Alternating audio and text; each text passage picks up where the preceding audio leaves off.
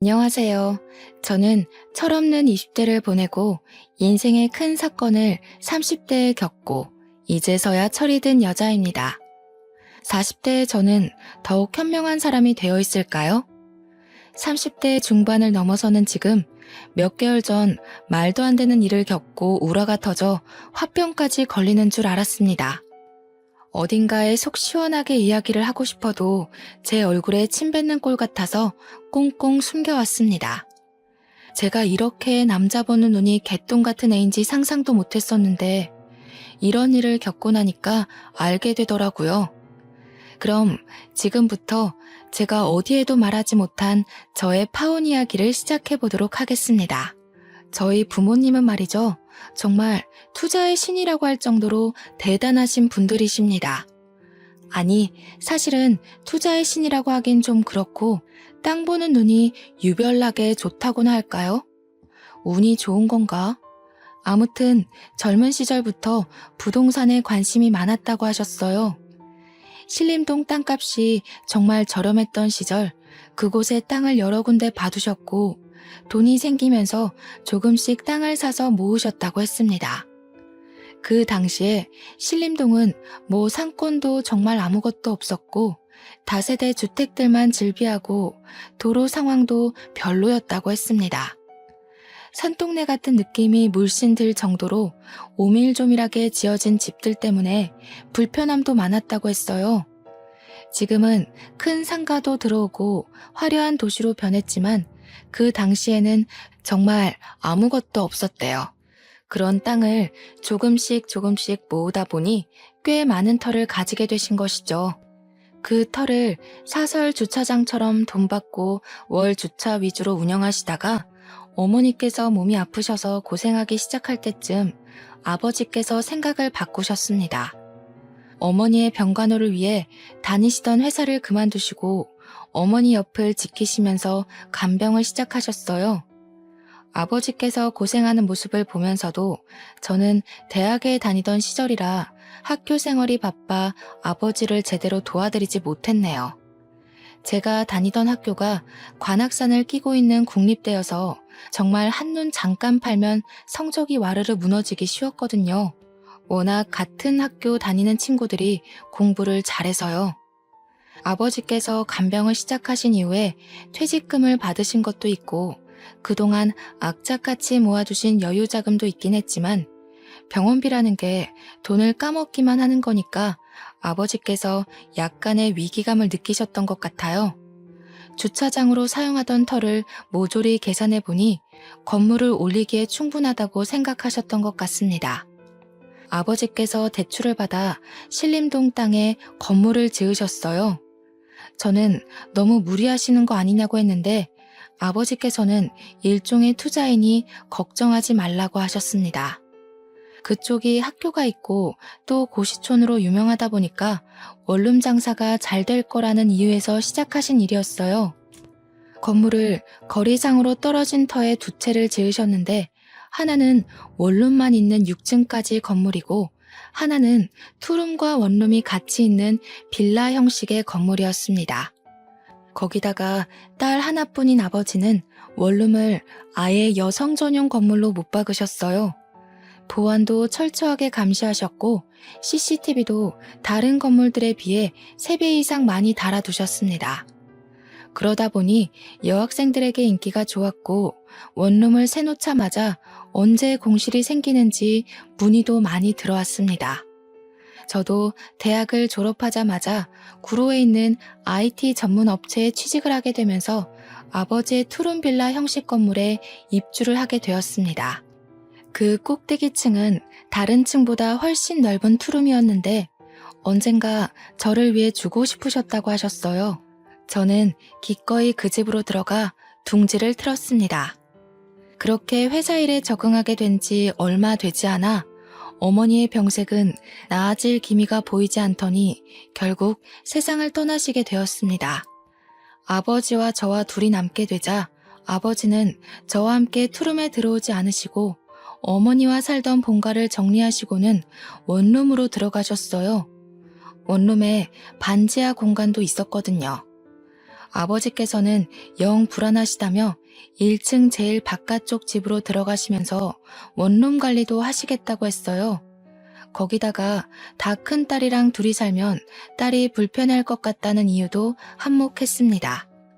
저는 괜찮다고 아버지 혼자 외롭게 사시는 것보다 같이 부대끼며 사는 게 좋지 않겠냐고 했지만 아버지는 끝내 거절하셨습니다. 혹시 남자친구라도 생기면 혼자 사는 게 편하지 않겠냐고 허허 웃으시더라고요. 저는 은근 민망했지만 오죽하면 저렇게까지 거절하실까 싶어서 혼자 살겠다고 했죠. 아버지는 건물 1층으로 들어가 원룸을 전체적으로 관리를 하셨어요. 경비도 서시고 세입자들이 불편하지 않게 일일이 수리도 해주시면서 바쁘게 사셨습니다. 원룸촌 특성상 대학생들이 많이 살고 있었거든요. 거기다가 여성 전용으로 운영을 하다 보니 아버지께서 은근히 손보실 때가 많더라고요. 예를 들면 전구도 갈아 끼워주시고 수도관이 막혔다고 하면 기계를 이용해서 뚫어주시기도 하고요. 세입자들에게는 두 번째 아빠가 생긴 기분이 들게 해주고 싶다면서 굳은 일도 마다하지 않고 시간에 상관없이 세입자들을 도와주셨습니다. 가끔가다 지하철역에서 원룸까지 오는 길이 골목길이라 위험하다며 밤에는 손수 지하철역으로 마중도 나가주셨어요. 그러니 세입자들과도 관계가 좋게 유지가 되었고 대학을 졸업할 때까지 저희 원룸에서 나가지 않는 사람들도 있었습니다. 다른 원룸보다 건물도 신식이고 보안도 잘 되다 보니 월세가 비싸긴 했지만 그래도 공실 하나 없을 정도로 유명한 원룸이었어요.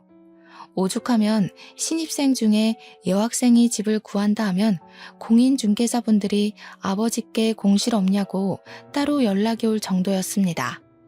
아버지는 차곡차곡 월세를 모아 대출금을 다 갚아내셨고 나머지 짜투리 땅에 원룸을 더 지어 올릴까 고민을 하셨습니다. 아버지의 원룸이 얼마나 친절하고 좋다고 소문이 났으면 다른 분들도 아버지에게 원룸을 더 늘리라고 하셨을까요?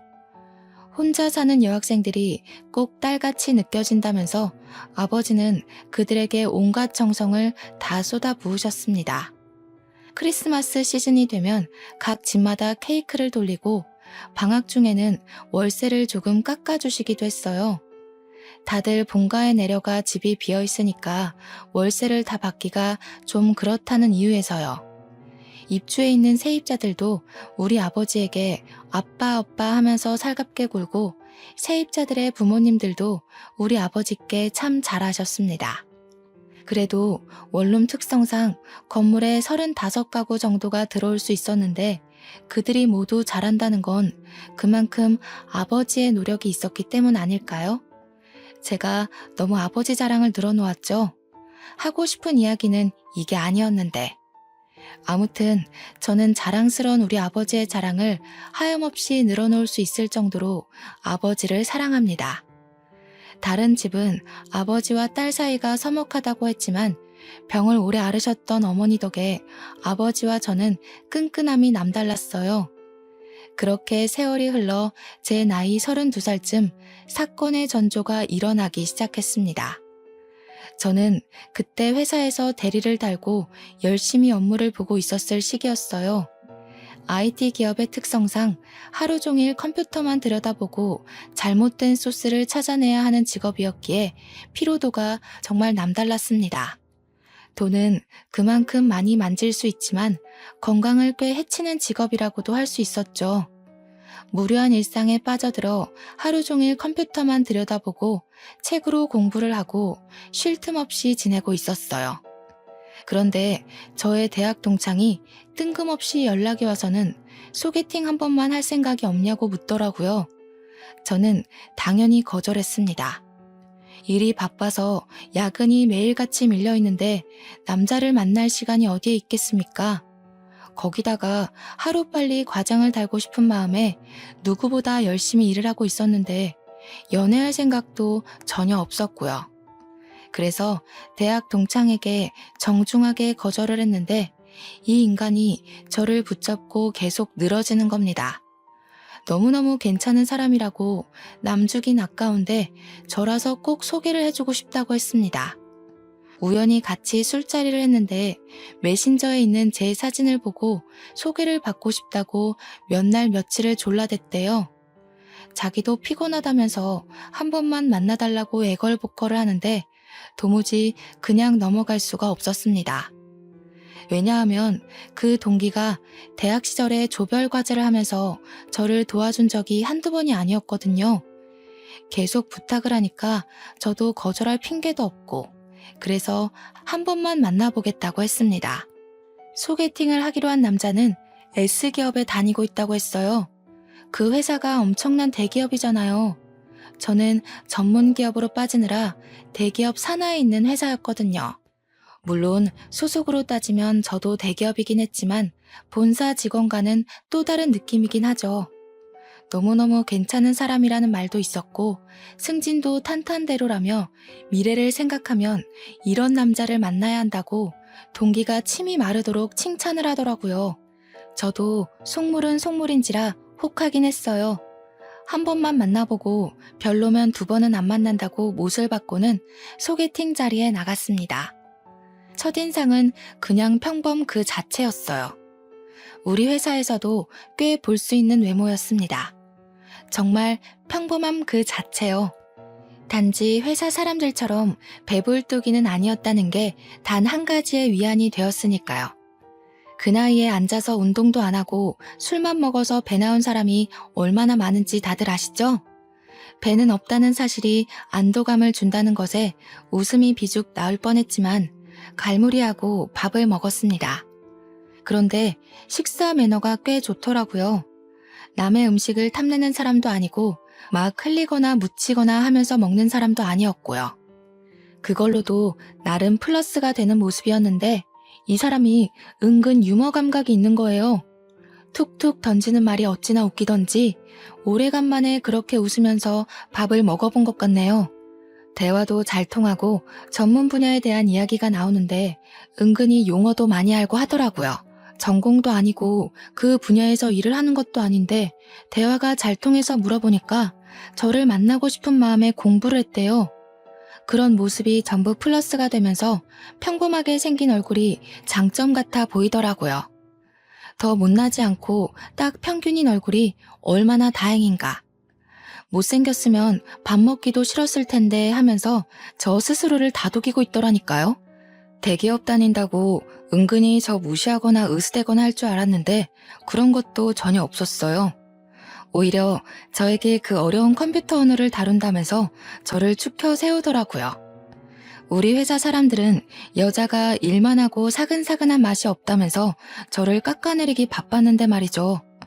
제 전문 분야도 아닌 사람이 저를 위해 이 정도로 공부도 해오고 저를 올려치게 해주는 모습을 보여주는데 누가 호감 가지 않을 수 있겠어요?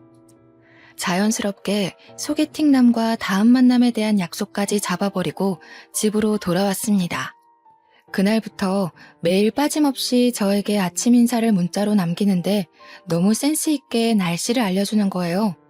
오늘은 오후에 비가 온다고 하니까 우산을 꼭 챙겨서 나가세요 하는데 맞춤법도 틀리는 거 하나 없이 온점까지 정확하더라고요. 세상에 요즘 맞춤법 틀리는 사람도 엄청나게 많잖아요.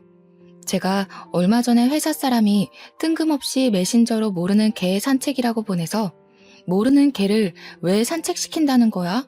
하고 있었는데 그게 모르는 개 산책이라는 말이었어요. 제가 그날 얼마나 충격을 받았는지 정말 말로 하기 힘드네요. 애프터를 그 이후로 3번 정도 더 받아서 데이트를 했어요. 시간이 지날수록 단점은 눈에 보이지 않고 장점만 보이더라고요. 딱 자기 연봉에 맞는 차를 끌고 다니고 명품에 빠져있는 사치스러운 남자도 아니었어요. 물론 저도 대충 대기업에 다니니까 서로의 연봉이 대충 가늠이 가잖아요. 그 남자도 저의 행색을 보고 느낀 것들이 있었겠죠. 아, 우리 아버지가 건물을 2채 가지고 있다는 이야기는 하지 않았어요.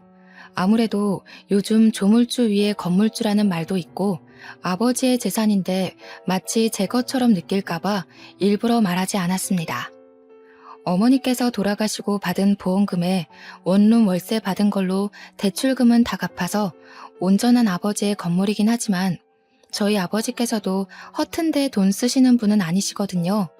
항상 검소하게 돈을 모으면서 투자에만 화끈하셨던 분인지라 굳이 긁어부스름 만들 필요는 없다고 생각했어요. 보통 건물주라고 하면 외제차 끌고 명품 휘감고 다니는 사람으로 오해를 많이 하시니까요. 우리 아버지는 10년째 같은 구두를 신고 다니시고 밑창이 다 드러나도 수선을 맡기면서 오래오래 한 물건을 고집하시는 분이셨어요. 딴 마음 먹고 들이대는 건 제 쪽에서 거절이라 저는 꽁꽁 숨겼습니다. 그럼에도 불구하고 이 사람은 제 모습 그대로를 사랑해 주었어요. 저는 그걸 느꼈고 갑자기 타오른 사랑을 주체하지 못하고 저희는 뜨거운 연인이 되었습니다. 그때부터는 정말 다른 연인들처럼 주말에는 데이트하느라 바빴습니다. 나이 30 넘어서 국내 놀이동산에 가서 교복 입고 데이트를 했을 때 어찌나 서로의 모습을 보고 웃었는지요. 한 12년 만에 입어보는 교복이 그렇게도 어색하고 이상하더라고요. 예전에는 매일같이 입었던 교복인데 세월이 흐른 게 정통으로 느껴졌다고나 할까요? 그렇게 데이트를 하면서 서로 가족에 대한 이야기도 하고 저희 어머니께서 돌아가신 이야기도 털어놓았습니다. 남자친구는 저에게 여동생이 하나 있는데 아직 고등학교 3학년이라며 14살이나 차이 나는 동생이라고 이야기를 했어요. 중학교 1학년 때 갓난아기가 집에 딱 동생이라고 들어오는데 너무너무 이상했대요. 어머니의 배부른 모습을 다 봤는데도 믿기지가 않아서 처음에는 받아들이는 게 힘들었다고 이야기를 하더라고요. 그때 예뻐해주지 못했던 게 미안해서 지금은 둘도 없이 챙기는 사이라고 했습니다. 사진을 보니까 뽀샤시한 게 너무 귀엽고 예쁘게 생겼더라고요. 제가 남자친구한테 장난으로 외모는 동생이 다 빼앗아간 것 같다고 너무 예쁘다고 이야기를 했어요. 남자친구도 알고 있다면서 공부도 엄청 잘한다고 특강 들으러 강남에 있는 학원에 다니는데 누가 체갈까봐 무섭다고 했어요. 그러면서 저한테 관악산을 끼고 있는 국립대 출신 아니냐고 묻길래 그렇다고 하니 동생의 목표가 거기라고 했습니다. 저에게 후배가 될 수도 있다면서 나중에 공부하는 방법 좀 잘 알려달라고 조만간 한번 보자고 했어요. 공부에 손을 놓은 지가 벌써 10년 이상이 흘렀는데 뭘 가르쳐 줄 수 있겠어요. 하지만 여동생이랑 친해지고 싶은 마음이 들어서 알겠다고 했습니다. 남자친구는 여동생에게 딱 하나 단점이 있다고 했어요. 너무나도 막둥이로 사랑만 받고 자라서 성격이 좀 모났다고 했습니다. 대학교에 가면 별별 인간들 다 모여 있을 텐데 거기서도 삐딱하게 굴면 학교 생활이 힘들 것 같다고 고민이라고 했어요. 너무 오냐오냐 키운 탓에 더 아나무인의 자기밖에 모르는 애가 된 것 같다고요. 저한테 어떻게 하는지 좋을지 모르겠다고 고민을 토로하길래 저도 외동이라 잘 모르겠다고 했죠. 근데 저도 나름 오냐오냐 자란 아인데 저는 그런 성격은 아니거든요. 속으로 네 동생이 원래 그런 성향의 아이는 아닐까? 라고 생각했지만 굳이 입 밖으로 꺼내진 않았습니다. 그날도 별 생각 없이 강남에서 영화를 보고 꼭 가보고 싶었던 카페가 있어서 그쪽으로 걸어가고 있었어요. 남자친구가 동생에게 연락이 왔다면서 지금 학원이 끝났다는데 같이 카페에 갈까? 하고 물어보더라고요. 평소에 궁금하기도 했었고 한 번쯤 얼굴 익히는 것도 나쁘지 않겠다 싶어서 같이 가자고 했습니다. 역 앞에서 기다리니 저 멀리서 누가 오빠 하면서 달려오더라고요. 옆에 있는 저는 보이지도 않는지 남자친구만 보면서 달려오는데 사진에서 봤던 얼굴이랑 똑같았어요. 오밀조밀 예쁘게 생긴 게 딱 봐도 이쁨만 받고 자란 티가 나더라고요. 저를 보면서 웃으면서 안녕하세요 하고 인사를 하는데 인사성도 은근히 밝은데? 라고 생각했지만 그건 아주 잠시였습니다. 인사가 끝나기 무섭게 남자친구 팔짱을 딱 끼고는 둘이 막 성큼성큼 가더라고요. 제가 가고 싶었던 카페 방향이 아니라 이상한 데로 가길래 어딜 가냐고 물어보니까 여동생이 저를 보면서 제가 자주 가는 곳 있어요. 이러더라고요. 남자친구가 미안해하면서 다음에 다시 오자고 하길래 기분이 조금 상했지만 여동생을 만나는 자리니까 제가 양보했습니다. 그렇게 카페에 가서 주문을 하려는데 남자친구가 가서 주문하고 오겠다며 앉아있으라고 했어요. 여동생이랑 마주보고 앉아서 약간 어색한 공기를 느끼고 있는데 저를 쓱 한번 보더니 언니는 계산 같은 거 전혀 안 하나 봐요? 이러는 거예요. 그래서 제가 그냥 웃으면서 그게 무슨 말이냐고 물어봤더니 아니, 보통 커피는 여자가 사는 거 아닌가? 이러는 거 아니겠습니까? 대꾸할 가치가 없다고 느껴져서 그냥 피식 웃고 말았습니다. 무슨 벌써부터 조그마한 게 시누이 노릇을 하려고 하는 건지 조금 우습더라고요. 게다가 제가 IT 계열 남자만 득식을 한 곳에서 어떻게 꾸역꾸역 살아남았는지 모르니까 저를 만만하게 본 거 아니겠어요? 제가 남초 회사에서 큰 목소리를 내기까지 얼마나 많은 인내심이 필요했는지 쌈딱같이 굴어야 했는지를 모르니까요. 남자친구가 커피를 가지고 돌아오고 나서는 여동생이 한참을 저를 빤히 쳐다보다가 입을 열더라고요. 다음에 만날 때는 선물 같은 거 준비해 오시는 거 알죠? 뭐 가지고 싶은 게 있어요? 수능 끝나면 안 그래도 선물 하나 해줄까 생각하고 있었어요. 어머, 언니 센스 있으시다. 그러면 저는 태블릿 PC나 노트북 가지고 싶어요. 이야기 들어보니까 대학 다닐 때 필수라고 하더라고요. 저는 깜짝 놀랐습니다. 뭐 끽해봐야 립스틱이나 파우더 같은 걸 생각했는데 거의 150만 원에 가까운 전자제품을 사달라고 하니까요. 게다가 그걸 왜 저한테 사달라고 하는지 그런 고가의 제품은 가족들에게 사달라고 하는 게 맞지 않나요? 저도 뭐 언젠간 가족이 될 수도 있지만 지금은 남남이거나 마찬가지인데요. 결혼식장 들어갈 때까지 사람 일은 모르는 거라고 하잖아요. 어이가 없어서 그냥 빤히 바라보고 있는데 남자친구가 이리저리 눈치를 보더라고요. 언니, 제가 우리 집 정말 막둥이라서 정말 예쁨 받으면서 자랐거든요. 제가 언니 싫다고 하면 우리 오빠랑 결혼 못할걸요? 그 이야기를 하자마자 남자친구가 여동생에게 조금 큰 소리를 냈어요. 왜 그런 말도 안 되는 소리를 하냐고 선 넘는 거라고 하면서요. 노트북은 자기가 사줄 테니까 저한테 그런 거 요구하지 말라고 딱 잘라서 이야기하니까 입을 삐죽 내밀더라고요. 신우 될 사람한테 그런 거 하나 못 해줘? 이러면서 끝까지 물고 늘어지는데 제가 그냥 남자친구 손을 꼭 잡으면서 말렸습니다. 나중에 저한테 커피 주문하고 받아오는 사이에 다른 이야기 한 건 없냐고 이야기하길래 그냥 없다고 했어요. 맘 같아서는 네 오빠랑 결혼할지 안 할지도 모르잖아? 라고 하고 싶었지만 남자친구가 상처받을까봐 말을 못하겠더라고요. 별말 안 했다고 걱정할 만한 일은 없었다고 잘 마무리한 뒤에 집으로 돌아왔습니다. 맥주 한 캔을 마시면서 다시 곱씹어 생각해봐도 조그마한 게 아주 기어오르는 꼴이 짜증이 났어요. 다음에 만나게 되면 제대로 한 방 먹여줘야겠다 하는 생각만 했습니다. 그렇게 남자친구랑은 불같은 사랑을 이어가고 있을 무렵 날이 점점 추워지더니 뉴스에서 수능날 최강 한파가 몰아닥칠 예정이라고 하더라고요. 그제야 달력을 보니 11월 중순이었어요. 12년을 수능만 보고 달려왔었는데 회사에 취직하고 삶이 바빠 그 시절 기억은 몽땅 사라진 건지 수능날이 언제인지도 모르고 살고 있었더라고요. 남자친구의 여동생이 수능을 보겠구나 싶어서 남자친구를 통해 초콜릿이랑 엿이랑 마카롱 같은 간식을 들려보냈습니다. 아직 결혼 이야기도 없는 상태여서 그 정도가 저에게는 최선이라고 생각했기 때문이었어요.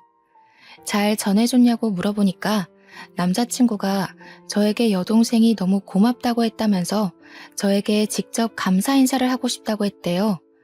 휴대폰 번호를 알려줘도 괜찮겠냐고 물어보길래 그냥 알겠다고 했습니다. 제가 거기서 싫은데? 라고 해봐야 저만 이상한 사람이 될 것 같았거든요. 한 30분 있다가 모르는 번호로 문자가 하나 딱 들어왔는데 내용이 아주 가관이었어요. 선물은 감사한데요. 저 이런 거 잘 안 먹어서요. 크리스마스 겸 대학 입학 선물로는 태블릿 PC로 부탁드릴게요. 그 문자를 받자마자 기가 찼습니다. 저한테 무슨 입학 선물 맡겨놓은 사람처럼 구니까요. 거기다가 아무리 성적이 좋다고 해도 원하는 대학에 입학을 못하게 될 수도 있고 재수를 하게 될 수도 있잖아요. 너무 당당한 꼴에 배알이 꼴려서 남자친구한테 그대로 이야기를 했죠. 나 딱 한 번 봐놓고는 태블릿 PC 맡겨놓은 사람처럼 계속 사달라고 이야기하는데 내가 사줘야 하는 게 맞냐고요. 물론 제 월급으로 그거 하나 못해줄 형편은 아니죠. 그래도 사람이 괘씸하잖아요. 제가 진심으로 축하해서 사주는 거랑 맡겨둔 거 찾아가는 마냥 도둑놈처럼 내놓으라는 심보가 다르니까요. 그랬더니 남자친구가 상상도 못했던 일이었는지 무척 당황해하면서 자기가 알아서 하겠다고 했어요. 그러면서 저에게 여동생에게 바로 문자가 와서는 심통을 부리는 거예요. 우리 오빠한테 뭐라고 일렀길래 오빠가 화를 내고 그래요? 언니, 우리 오빠랑 결혼 생각 없나 봐요? 두고 봐요. 결혼 생각은 누구 덕에 자꾸 사라지네요. 저는 그 문자를 보내놓고 여동생의 번호를 차단해버렸습니다. 제가 뭐라고 저한테 그런 소리를 해대는지 너무 어이가 없었으니까요. 남자친구는 저에게 계속해서 사과를 했고 일단 저는 받아주었어요. 여동생 때문에 이 사람과 헤어지자니 제 마음이 너무 깊었던 거죠. 그렇게 한파가 지나가고 대학 입시 합격 발표가 났는데 여동생이 정말 제 학교 후배가 되었더라고요. 집에서 학교까지 거리가 좀 있다면서 자취를 하려고 하는데 제가 신림동에 살고 있으니까 어디가 좋겠냐고 물어보더라고요. 제가 살고 있는 건물은 평수가 조금 커서 월세 내기가 벅찼는지 원룸으로 추천해달라고 했어요. 때마침 졸업 시즌이기도 하고 그래서 이 동네에 원룸이 와르르 빠질 때라 방 많을 거라고 천천히 알아보라고 했습니다. 저보고 같이 돌아다녔으면 좋겠다는 식으로 이야기하는데 여동생 보기가 싫어서 바쁘다고 거절했어요. 그래도 대충은 좋은 건물이 있는 곳을 알려줘야겠다 싶어서 몇 개의 동네를 추천해 주었습니다. 보안 업체를 끼고 CCTV가 많이 달려있는 원룸이 좋을 것 같다고 말도 해주고요. 당연히 저희 아버지 원룸은 말도 안 해줬어요. 월세 깎아달라고 할 게 뻔해 보이니까요. 귀찮은 건 싫었거든요. 며칠 뒤에 남자친구가 제 덕에 좋은 원룸을 계약했다면서 겸사겸사 밥이나 먹자고 동네에 와 있다고 하더라고요. 집 앞 근처라는데 거절하기도 좀 그래서 소화제 하나 챙겨 들고는 만나러 나갔습니다. 당연히 여동생도 함께 있었어요. 대학 입학한 게 신이 났는지 저한테 웬일로 살갑게 굴면서 언니 언니 하더라고요. 그러더니 슬쩍 저한테 언니 이거 어때요? 하고 사진을 보여주는데 태블릿 PC더라고요. 태블릿 PC 논쟁은 이미 끝난 줄 알았는데 다시 시작인가 싶어서 머리가 지끈거렸습니다. 그래서 저도 그냥 무미건조하게 이 모델 내가 쓰고 있는데 괜찮다고 성능 좋다고 대꾸하니까 남자친구가 옆에서 또 여동생한테 뭐라 하더라고요. 지네 오빠한테 사달라고는 안 하면서 왜 나한테 이걸 꼭 받아내겠다고 저 모양 저 꼴로 구는지 짜증났어요. 밥을 먹는 내내 어떻게든 제 흠을 잡고 싶은지 이거저거 물어보더라고요. 언니는 혼자 살게 된 지 얼마나 됐냐? 혼자 살면서 남자 많았겠다. 언니 살림은 잘하냐? 혼자 산 지 오래됐는데도 못하면 사람 아닌 거지 뭐. 언니 태블릿 PC로 뭐 하냐? 그냥 유튜브 보고 할 거면 자기 주면 안 되냐? 그런 이야기들이요. 대꾸하기도 귀찮아서 묵묵히 밥만 먹고 있으니까 남자친구만 계속 좌불안석이고 그날 아주 기분 나쁜 만남 이후에 여동생과는 또 한동안 마주칠 일이 없었어요. 그렇게 봄의 끝자락이 찾아왔고 남자친구는 대학 생활에 빠져있는 여동생의 자취방을 꾸며주느라 한동안 바빴습니다. 그런 와중에 저희가 만난 지 1년이 넘었으니까 남자친구네 부모님께서 저를 보고 싶어 한다면서 은근히 운을 뗐어요. 서로 경제 능력도 되고 집 구하는 것도 문제가 되지 않으니 결혼 이야기를 할 때가 됐다고 생각한 거겠죠. 그래서 저도 알겠다고 하고 오랜만에 아버지를 만나러 갔습니다. 남자 쪽에서 그런 이야기가 나왔으니 아버지에게도 알려드리는 게 당연하다고 생각했으니까요. 그런데 아버지의 얼굴이 많이 상해 있으셨어요. 불과 2달 전에 만났을 때만 해도 이 정도는 아니었던 것 같은데 어디 아프신 곳이 있나 걱정이 되었죠. 그래서 무슨 일 있냐고 여쭈어 보니 요즘 힘들어 죽겠다고 하시는 거예요. 원룸을 관리하시면서 죽겠다는 이야기는 한 번도 하신 적이 없으셨었는데 그러더니 아버지께서 1년만 참으면 된다고 하시더라고요. 세입자한테 무슨 문제가 있냐고 바로 여쭈어 봤죠. 원룸 특성상 2년 계약은 잘 안 하고 보통 1년씩 계약을 많이 하거든요. 그러니까 이번에 새로운 세입자들이 입주를 많이 했는데 그중 한 집이 좀 말썽이라고 하시더라고요. 벽지도 멀쩡한데 곰팡이 냄새 나는 것 같다고 도배도 새로 싹 해달라고 하고 뭐가 마음에 안 들고 저게 불편하다 하고 귀찮게 군대요. 전구 갈아 끼우고 하수구 뚫어주고 하는 건 다른 집들도 다 해주는 일이니까 그냥 묵묵히 도와줬는데 벌레를 잡아달라고 부른대요. 모기나 파리 같은 것도 다 잡아달라고 전화를 해서 귀찮게 한다는 거예요. 그래서 제가 미친 거 아니냐고 그런 걸 왜 해주냐고 전화를 받지 말라고 했죠. 그랬더니 아버지께서 딸이라고 생각하니까 무시를 할 수가 없다고 하시면서 저에게 왜 보자고 했냐고 물어보시는 거예요. 그제야 생각이 나서 남자친구네 부모님께서 저를 보고 싶어 하신다고 아빠한테도 소개해주고 싶다고 이야기를 했습니다. 자기가 미리 봐서 뭐 하겠냐고 결혼하기로 하고 나면 그때 보여주라 해서 알겠다고 했죠. 아빠랑 맛있는 밥까지 든든하게 먹고 그 주 주말에 남자친구네 부모님을 만나러 갔습니다. 그런데 그 자리에 꼴보기 싫은 여동생도 와 있더라고요. 인사부터 시작해서 이런저런 대화를 나누다가 대학 이야기 나왔어요. 예비 시부모님은 예비 신우의 대학에 자부심이 있어 보였고 저도 그 학교 출신이라고 하니 너무나도 좋아하셨습니다. 자취하는 동네도 비슷하던데 미리 친해지면 좋겠다. 참 야무지게 생겼다면서 저를 벌써부터 며느리 취급을 해주셨어요. 그런데 제 이야기 위주로 돌아가는 그 자리가 싫었던 건지 철없는 예비 신우가 분위기를 확 깨더군요. 근데 언니네 엄마는 왜 돌아가셨어요? 저한테는 아픈 이야기인데 저런 이야기를 아무렇지 않게 물어보는 게 솔직히 선 넘는 짓이라고 생각했어요. 그게 왜 궁금한데요? 아니 뭐 가족력이 있을 수도 있으니까요. 그런데 웃긴 게 예비 신우가 저런 이야기를 하는 동안 말리는 사람이 하나도 없었다는 겁니다. 그래서 저도 참지 않고 이야기를 했죠. 한 방 먹이고 싶다고 예전부터 생각해왔으니까요. 아가씨 들창코인 건 왜 그렇게 생겼어요? 가족력이에요? 이러면 기분 안 나빠요? 예비 신우의 얼굴이 예쁘게 생기긴 했는데 정면에서 봐도 콧구멍이 보일 정도로 살짝 들창코였거든요.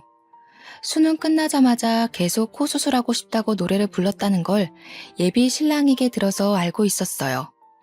예비 시부의 반대로 코 수술을 못하고 있다고 들었는데 제가 딱 건드리니까 그 자리에서 갑자기 울고불고 난리가 난 거죠. 예비 신랑이 일어나자고 하길래 저는 아무렇지 않게 인사를 드리고 일어났습니다. 그랬더니 예비 신랑이 저한테 신우가 철없이 굴긴 했는데 거기서 저까지 꼭 그래야 했냐고 질책을 하더라고요. 지금 누구 편을 드는 거야? 나는 딱 한마디 했거든? 우리 엄마 걸고 넘어지는 거 절대 못 참는다고. 차라리 결혼하지 말자고 했어요. 그랬더니 예비 신랑이 놀래가지고 그런 거 아니라고 자기가 따끔하게 혼내겠다고 헐레벌떡 이야기를 하는데 믿을 수가 없죠. 제가 결혼 다시 생각해보겠다고 하고 화가 나서 집에 돌아왔습니다. 근데 예상치 못하게 예비 시모가 연락이 온 거예요. 저랑 만나서 이야기 좀 하고 싶다고. 예비 신우를 너무 버릇없이 키워서 미안하다고 사과를 하셨어요. 예비 신랑의 이야기를 들어보니까 똑부러지고 야무진 친구던데 꼭 며느리 삼고 싶다고 생각했다면서 결혼에 대해 다시 생각하겠다는 거 빈말이길 바란다고요. 그래서 저는 솔직하게 이야기를 했습니다. 우리 어머니에 대한 이야기를 그런 식으로 소비하는 거 싫다고요. 신우가 직접 와서 저에게 사과를 했으면 좋겠다고 하니까 꼭 그렇게 해주겠대요. 그러더니 진짜 저한테 울며 겨자 먹기로 사과하러 온 거 있죠? 하기 싫은 티 팍팍 내긴 했지만 예비 신랑하고 예비 시모가 저한테 미안해하면서 그러니까 신우도 별 수 없죠. 저한테 잘못했다고 하길래 우리 어머니 이야기 2번 다신 입에도 올리지 말라고 하니 알겠다고 했어요. 그런데 이게 기폭제가 된 건지 시댁 쪽에서 더 질질 끌고 있냐고 이제 33살이니까 결혼할 나이가 됐다면서 빨리 상견례를 하자고 했어요. 뭐 신우만 아니면 나쁠 일 없겠다 싶어서 저도 좋다고 했습니다. 날짜를 맞추고 제가 예비 신랑에게 신신당부를 했어요. 절대로 신우의 입 벌리게 하지 말라고요. 우리 아버지가 상당히 자상한 아버지지만 제가 상처받는 꼴은 절대 못 보는 사람이라고 했습니다. 제가 결혼하지 말자고 한 것도 있고 강경하게 나오면 끝을 보는 성격인 걸 아는지라 예비 신랑도 알겠다고 했어요. 상견례 날짜가 다가오고 예비 신우가 사고만 치지 않으면 아무 일도 없을 거라 생각하고 아버지와 함께 자리에 나갔습니다. 이미 예비 시부모님과 예비 신우까지 전부 다 자리에 도착해 있더라고요. 그래서 안녕하세요 하고 공손하게 인사를 드리고 저희 아버지를 소개해 드렸습니다. 아버지도 처음 뵙겠습니다 하고 인사를 하는데 예비 신우의 얼굴을 보고 딱딱하게 얼굴이 굳어지시는 거예요. 저는 순간 아버지의 얼굴을 보고 무슨 일이 있는 건가 싶어서 깜짝 놀랐죠. 그런데 정말 하늘이 저를 살린 건지 아니면 나락으로 보낸 건지 신우가 픽 웃으면서 이야기를 하는 겁니다. 뭐야, 언니네 아버지가 경비 아저씨였어? 우리 아버지께서 원룸을 관리하고 계시니까 뭐 경비도 하고 수리도 하고 건물주이기도 하니까 틀린 말은 아니잖아요. 그래서 맞는다고 고개를 끄덕이면서 왜 그러시냐, 어떻게 아는 사이냐 하고 물어보았습니다. 근데 순간 시부의 얼굴이 약간 떨떠름하게 변하는 게 아니겠어요? 아무리 경비 인식이 좀 그렇다고 해도 그렇지 대놓고 표정이 바뀌니까 제 속이 확 상하더라고요. 그리고 요즘 경비들도 보안업체에서 전문적으로 채용해서 쓰기 때문에 예전만큼 대우를 험하게 받지도 않고요. 직업에 귀천이 없다지만 순간 너무 짜증이 났습니다. 불난 집에 부채질한다고 신우가 입을 여는데 상상을 초월하는 이야기를 뱉더라고요. 내가 지내는 원룸 경비 아저씨거든. 근데 아저씨, 왜 요즘 저 벌레 안 잡아주세요? 내가 아저씨 때문에 맨날 불안에 떨면서 자야겠어요? 벌레 잡아주는 게 뭐가 어렵다고. 이러는데 순간 이게 무슨 개소린가 싶었습니다. 그 순간 딱 머릿속에 스쳐 지나가는 일이 있는 거예요. 아버지께서 세입자 하나 때문에 너무 힘들다고 1년만 지나면 내보낼 거라고 했던 그 진상 세입자요. 그래서 내가 예비 신우한테 말을 했죠. 아가씨가 우리 아빠 원룸에 산다고요? 아빠 원룸은 무슨 경비 주제에. 언니가 왜 아등바등 돈 아끼면서 사는 줄 알겠다. 그래도 언니네 회사 엄청 대기업 아니에요? 월급도 좀 될 텐데 왜 그러고 살지? 아, 혹시 언니 결혼하고 나서도 친정에 생활비 주고 그래야 돼요? 저한테 입꼬리 살짝 올려가면서 말하는데 주먹이 부들부들 쥐어지더라고요. 예비 신랑도 정확하게 우리 아버지의 직업이 뭔지 몰랐고 당연히 예비 시부모도 모르는 상태였죠. 예비 신우의 말만 듣고 경비라고 생각했는지 상당히 불편해하는 얼굴이었습니다. 우리 아버지도 화가 잔뜩 나신 것 같았지만 제가 결혼하겠다고 데려온 상대니까 이러지도 못하고 저러지도 못하고 화를 참으시면서 저를 쳐다보셨어요. 그런데 저는 그런 생각이 드는 거예요. 내가 왜 참아야 하지? 그럴 필요가 있나? 결혼 안 하면 되지. 야, 너 지금 뭐라고 그랬냐? 좋은 대학 다닌다고 우스대기 전에 개똥 같은 인성이나 좀 고쳐봐. 그러니까 예비 시부모도 놀래고 예비 신랑도 놀래서 저를 막 말리는 게 아니겠어요? 저는 예비 신랑의 팔을 확 뿌리치고는 말리지 말라고 엄포를 놓았습니다. 왜 나를 말려? 내 성질 막 돋우는데 나도 할 말은 하고 살아야지. 너 지금 우리 아빠한테 뭐가 어쩌고 어째? 예의는 밥 말아먹었나. 아빠, 나 이 결혼 안 할 거야. 저 계집애 때문에 못하겠어. 그러니까 아버지가 듣던 중 반가운 소리라는 듯 벌떡 일어나셔서 제 손을 잡고 나가자고 하시더라고요. 그런데 이대로 가면 너무 싱겁고 재미없잖아요. 그래서 한마디 더 했죠. 그냥은 내가 또 못 가지. 너 짐 빼. 내가 보증금 바로 돌려줄 테니까 짐 빼. 언니가 뭔데 나보고 짐을 빼라 말아야. 언니가 무슨 건물주라도 돼? 사태 파악이 안 되는지 저를 보고 강짜를 놓더라고요. 예비 신랑도 예비 시부모도 모두 이게 다 무슨 일인가 싶어서 눈치만 보고 있고요. 그때 저희 아버지께서 딱 나서서 이야기를 해주셨어요. 그래요 아가씨, 내가 거기 건물주네. 내가 그 건물 관리도 하고 주인이기도 하고 세입자들 안전을 위해 경비도 서고는 한다네. 그러자 그쪽 가족들의 얼굴이 확 굳어지더라고요. 경비인 줄 알고 우습게 여겼는데 건물주라고 하니까요. 내가 호의를 베풀면 같이 베푸는 사람이 있고 만족하지 못하고 욕심을 부리는 사람들도 있더라고.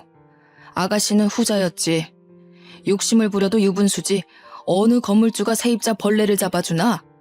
아가씨가 난리를 쳐서 내가 방역도 철저하게 하고 벌레 잡는 업체와도 계약을 했네. 그런데 아가씨네 방에서만 유독 난리도 아니더구먼. 쓰레기를 버리지 않고 쌓아두고 악취나는 옷도 켜켜이 쌓아두고 하수구 막히는 것도 아가씨 머리카락이 막아둔 거지 수도가 문제가 아니더라고. 예비 신호의 생활이 문제라고 이야기하니 시댁 식구들의 얼굴이 모두 새빨갛게 변했습니다. 하지만 아버지의 말은 여기서 끝나지 않았죠. 예비 시부모의 얼굴을 딱 노려보시면서 정확하게 이야기를 하셨어요. 도대체 딸 자식의 교육을 어떻게 시킨 건지 더러워서 우리 건물에 데리고 있을 수가 없겠습니다. 보증금은 내일 당장 보내줄 테니 일주일 이내로 짐을 빼세요. 아니, 우리의 학기 중간인데 그러시면 어떡합니까? 계약 기간이라는 게 있는데 계약 기간이고 나발이고 층간소음으로 아랫집에서 항의 들어오는 것도 난리입니다. 밤마다 뭘 하는지 윗집 옆집 아랫집 할 거 없이 남자랑 있는 소리 들린다고 다들 난리인 거 아시오? 내가 사돈 처녀 될 사람인 줄 알고 말을 아끼려고 했는데 사돈도 아니니 숨길 것도 없지. 우리 원룸은 여성 전용 원룸인데 남자를 끌어들였으니 계약 위반 맞습니다. 20살짜리가 남자랑 놀아났다고 하니 다들 얼굴이 사색이 되고 진짜 빨갰다가 파랬다가 파란만장하더군요. 우리 아버지한테 예비 시부가 건물주 갑질 아니냐고 하는데 아버지께서는 태연하게 계약 위반이라고 하셨어요. 원하시면 건물 입구 CCTV랑 출입 기록 다 떼어드리겠다고 남자랑 들어간 영상이면 되겠냐고 말씀하셨죠. 물론 다른 집도 남자친구를 데려오긴 하지만 그냥 눈 감아주시곤 하시거든요. 하지만 이 못된 계집애는 절대로 봐줄 수 없다 이런 생각을 하신 듯 했어요. 그러면서 원룸 인덕션 망가진 거, 세탁기 고장난 거, 화장실 거울 깬 거 다 합치면 보증금보다 많이 나올 것 같은데 어디로 보내주실 거냐고 쐐기를 박았습니다. 예비 시모가 도대체 뭐라고 살길래 저 모양이냐고 신호등을 짝짝 소리나게 때리는데 예비 신랑은 저랑 눈도 못 마주치더라고요. 저도 거기서 우리 더 이상 얼굴 보는 일 없었으면 좋겠다고 너랑은 끝이야 하면서 아버지의 손을 잡고 나왔습니다.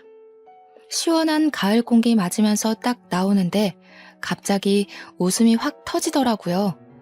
아버지께 죄송해서 앞으로는 보는 눈 좀 키우겠다고 하고 아버지는 지금이라도 쪽나서 다행이라 하시고 둘이 오래간만에 떡볶이 사 먹고 맥주 한잔 했었습니다. 당연한 수순으로 아버지 원룸에서 그 못된 계집애는 쫓겨났고요. 아버지께서 인근 원룸 주인들이랑 부동산의 진상이라고 소문낸 덕분에 근처 좋은 방들은 얻지 못했다고 들었습니다. 저희 아버지가 건물주인 걸 알게 되고 제가 더 아까운 건지 뭔지 그쪽 집에서 여러 번 연락이 왔는데 다 차단해버렸어요. 저는 그 이후에 과장으로 승진을 했고 지금은 좋은 사람 만나서 알콩달콩 연애 중이랍니다. 한 번의 실패가 있어서 두렵긴 했지만 이번 사람은 정말 좋은 사람이라 믿고 의지하고 있습니다. 곧 프로포즈를 받을 것 같은데 살짝 겁이 나긴 하네요. 그래도 알을 깨고 나온 병아리처럼 결혼을 향해 한 발 내디뎌 보겠습니다. 저의 미래를 모두 응원해주세요. 감사합니다.